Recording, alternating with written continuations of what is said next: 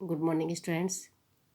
Class 8 में हिंदी वाटिका में पाठ 10 आप बीती का आज हम अभ्यास कार्य करेंगे।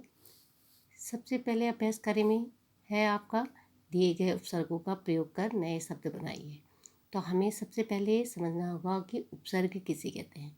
तो उपसर्ग वे शब्दांश जो मूल शब्द से पहले लगकर क्या करते हैं, अर्थ में परिवर्तन कर देते हैं, उसे उपसर्ग कहते हैं। तो आपके मूल शब्द आपका जैसे योगिता और उपसर्ग प्रति, तो प्रति योगिता, इससे क्या हो गया, आपका एक नया शब्द बना और उसके अर्थ में परिवर्तन आ गया। तो आपका सबसे पहले एक उदाहरण दिए हैं, कुछ शब्द दिए गए हैं आपके उदाहरण के तौर पर। यहाँ पे आपके उपसर्ग दिए हैं, उनको आपको एक एक क्या है, नए शब्द बनाने हैं उनसे। तो आपको क्या है, सबसे पहले प्रति, प्रतियोगिता, प्रतिकूल, प्रतिदिन। अब आपका दूसरा है अन, अनजाने, अनमोल, अनचाहा।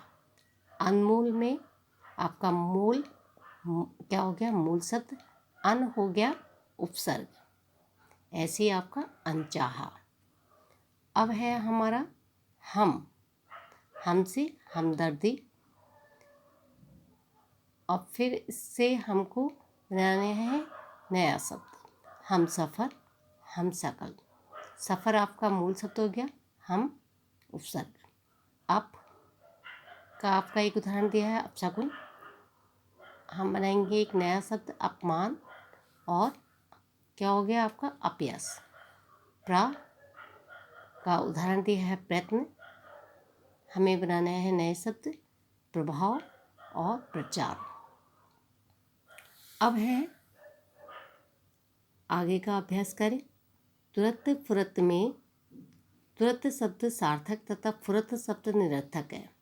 ऐसे ही सार्थक तथा निरर्थक के जोड़े बनाकर लिखिए। तो सार्थक शब्द वे होते हैं जिनका कुछ अर्थ होता है, और निरर्थक शब्द वे होते हैं जिनका कोई अर्थ नहीं होता। जैसे हम बोलते हैं चाय वाय, रोटी सोटी, डंडा वंडा, बुढ़ा सुड्ढा, लड़की बड़की। तो इसी प्रकार से हमें एक सार्थक एक निरर्थक शब्द बनाना है। या हम बोलते हैं अच्छा वच्छा, चाय वाय, चंदा संदा, रोटी वोटी, लड़की सड़की, डंडा वंडा, बुढ़िया बुढ़िया। अब है आपका आगे का अभ्यास करें। संधि विच्छेद कीजिए, यानी संधि होता है दो वर्णों का मेल, और विच्छेद होता है उनको अलग करना। तो आपका है सबसे पहले एक उदाहरण के तौर पे आपको स्वर संधि का उदाहरण दिया है, आपका दीर्घ संधि का। तो स्वर संधि के 5 भेद होते हैं, जिनमें आपका सबसे पहले है दीर्घ संधि। तो दीर्घ संधि में क्या होता है आपका, जैसे कार्यालय एक उदाहरण के तौर पे दिया है, तो हम इसको अलग करेंगे। कार्य प्लस आल है, तो कार्य में औ छिपा है और यहाँ पे आ, औ और आ आपका आ हो गया, छोटी ई और ई छोटी ई, बड़ी ई, ऊ और ऊ, छोटा ऊ क्या हो गया, बड़ा ऊ। तो इसी प्रकार से आपको ये दीर्घ संधि में बदलने हैं।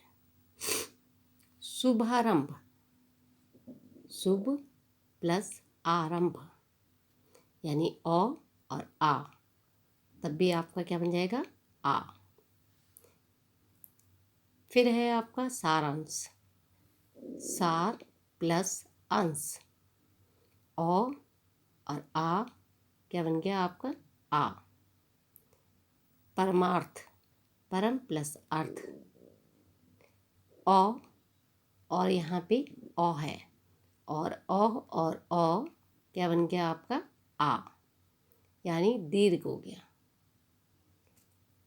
पुस्तकालय, पुस्तक प्लस आलय, यानी अ और आ क्या बन गया, आ।